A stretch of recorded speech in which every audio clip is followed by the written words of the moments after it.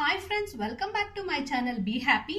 ಇವತ್ತು ನಾನು ಯಾವುದೇ ರೀತಿಯಾಗಿರುವಂತಹ ಹಿಟ್ಟುಗಳನ್ನ ಬಳಸದೇ ಇರೋ ಹಾಗೆ ತುಂಬ ಸುಲಭವಾಗಿ ಸೂಪರ್ ಟೇಸ್ಟಿಯಾಗಿರುವಂತಹ ವಡೆ ಮಾಡಿದ್ದೀನಿ.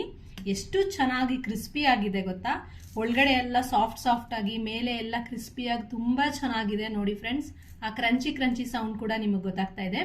ಇಷ್ಟು ಸೂಪರ್ ಆಗಿರುವಂತಹ ವಡೆನ ನಾನು ಯಾವ್ದ್ರಿಂದ ಮಾಡಿದೆ, ಹೇಗೆ ಮಾಡಿದೆ, ನಿಮಗೂ ಕೂಡ ಕ್ಯೂರಿಯಾಸಿಟಿ ಆಗ್ತಾ ಇದೆ ಅಲ್ವಾ? 5 ಮಿನಿಟ್ಸ್ ಅಲ್ಲಿ ಮಾಡ್ಕೊಬಿಡ್ಬೋದು.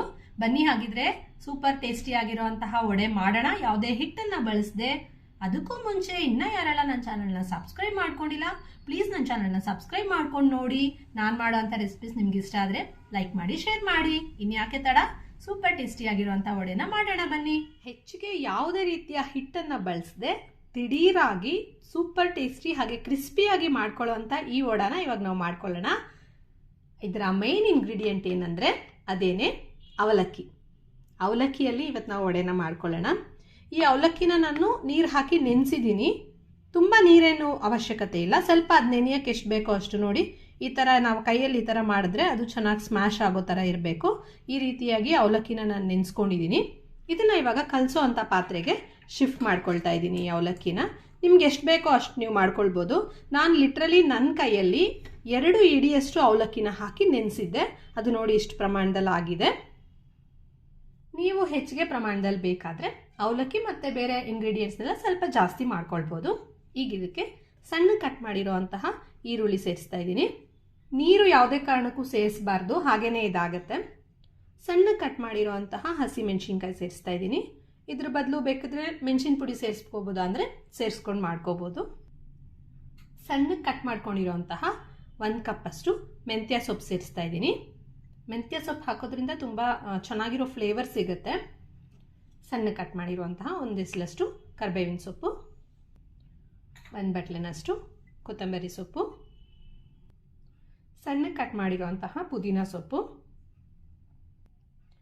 1 ಸ್ಪೂನಷ್ಟು ಜೀರಿಗೆ ಸೇರಿಸ್ತಾ ಇದ್ದೀನಿ. ರುಚಿಗೆ ತಕ್ಕಷ್ಟು ಉಪ್ಪನ್ನ ಕೂಡ ಸೇರಿಸ್ತಾ ಇದ್ದೀನಿ.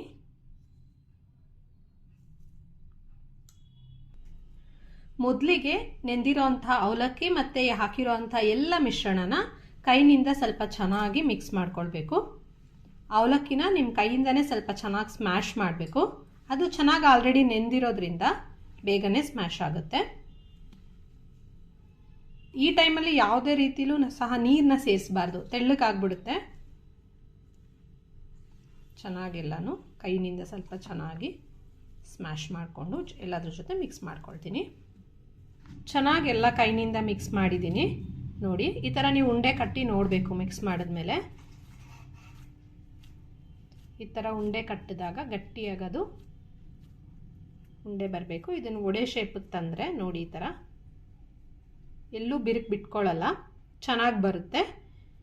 ನೀರು ಗೀರು ಏನೋ ಅವಶ್ಯಕತೆ ಇಲ್ಲ. ಇಷ್ಟಾದರೆ ರೆಡಿ ಆಗುತ್ತೆ. ಒಂದು 5 ರಿಂದ 10 ನಿಮಿಷ ಇದೊಂದು ಸ್ವಲ್ಪ ಚೆನ್ನಾಗಿ ನೆನ್ಕೊಳ್ಳಿ. ಆಮೇಲೆ ಇದರಲ್ಲಿ ಸೂಪರ್ ಟೇಸ್ಟಿ ಆಗಿರೋಂಥ ವಡೆ ಮಾಡ್ಕೊಳ್ಳೋಣ. ಹಾಗೆಯೇ ಇದಕ್ಕೆ ಯಾವುದೇ ರೀತಿಯಾಗಿರುವಂಥ ಸೋಡಾನ ಹಾಕೋ ಅವಶ್ಯಕತೆ ಇಲ್ಲ. ಮತ್ತು ಕಡಲೆ ಹಿಟ್ಟಾಗಲಿ, ಮೈದಾ ಹಿಟ್ಟು, ಅಕ್ಕಿ ಹಿಟ್ಟು, ಯಾವುದೇ ರೀತಿ ಹಿಟ್ಟುಗಳ ಅವಶ್ಯಕತೆ ಕೂಡ ಇಲ್ಲ. ಕಲಿಸ್ಕೊಂಡಿದ್ದಂತಹ ಅವಲಕ್ಕಿಯ ಹಿಟ್ಟಿತ್ತಲ್ಲ, ಅದರಲ್ಲಿ ನೋಡಿ ವಡೆ ಶೇಪಲ್ಲಿ ಮಾಡ್ಕೊಂಡಿದ್ದೀನಿ. ಯಾವುದೇ ಹಿಟ್ಟು ಇಲ್ಲದೆ ಹೋದ್ರೂ ತುಂಬ ಚೆನ್ನಾಗಿ ಬರುತ್ತೆ. ನೀವು ಧಾರಾಳವಾಗಿ ಆರಾಮಾಗಿ ಮಾಡ್ಕೊಳ್ಬೋದು, ಏನೂ ತೊಂದರೆ ಇಲ್ಲ. ಎಣ್ಣೆ ಕಾಯ್ತಾ ಇದೆ. ಈಗ ಒಂದೊಂದೇ ಈ ಅವಲಕ್ಕಿ ವಡೆಗಳನ್ನ ಎಣ್ಣೆಲಿ ಹಾಕಿ ಚೆನ್ನಾಗಿ ಫ್ರೈ ಮಾಡ್ಕೊಳ್ತೀನಿ.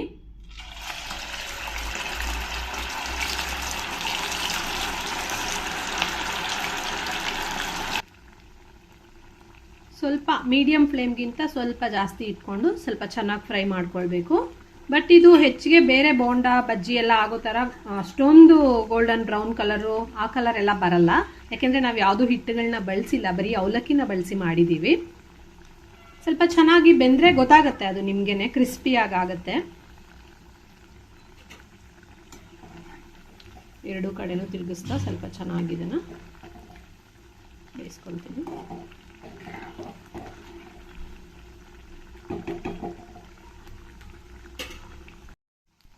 ನೋಡಿ, ಅವಲಕ್ಕಿ ವಡೆಗಳು ತುಂಬ ಚೆನ್ನಾಗಿ ಫ್ರೈ ಆಗ್ತಾ ಇದೆ. ಮೇಲಿರೋಂಥ ಈರುಳ್ಳಿ ಅದೆಲ್ಲನೂ ಗೋಲ್ಡನ್ ಬ್ರೌನ್ ಆಗಿದೆ. ಅದು ಫುಲ್ ಅಷ್ಟೊಂದು ಕಲರ್ ಬರಲ್ಲ ಅವಲಕ್ಕಿ ಆಗಿರೋದ್ರಿಂದ. ಇಷ್ಟು ಇದು ಫ್ರೈ ಆದರೆ ಸಾಕಾಗುತ್ತೆ. ಇವಾಗ ನಾವು ಇದನ್ನು ತೆಗೆದ್ಬೋದು. ನೋಡಿ ಫ್ರೆಂಡ್ಸ್, ಫೈನಲಿ ಸೂಪರ್ ಟೇಸ್ಟಿಯಾಗಿರುವಂಥ ಯಾವುದೇ ಹಿಟ್ಟುಗಳನ್ನ ಬಳಸದೆ ಮಾಡಿರುವಂತಹ ಸೂಪರ್ ಆಗಿರುವಂಥ ವಡೆ ರೆಡಿಯಾಗಿದೆ. ಸೂಪರಾಗಿ ಕ್ರಿಸ್ಪಿಯಾಗಿದೆ, ಬಿಸಿ ಬಿಸಿಯಾಗಿದೆ.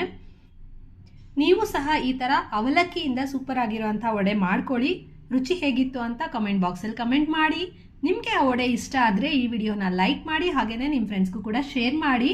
ಮರಿದೆ ನನ್ನ ಚಾನಲ್ನ ಸಬ್ಸ್ಕ್ರೈಬ್ ಮಾಡ್ಕೊಳ್ಳಿ. ಮತ್ತೆ ಇನ್ನೊಂದು ಸೂಪರ್ ಆಗಿರುವಂಥ ರೆಸಿಪಿ ಜೊತೆ ಸಿಗ್ತೀನಿ. ಅಲ್ಲಿ ತನಕ ಬಾಯ್.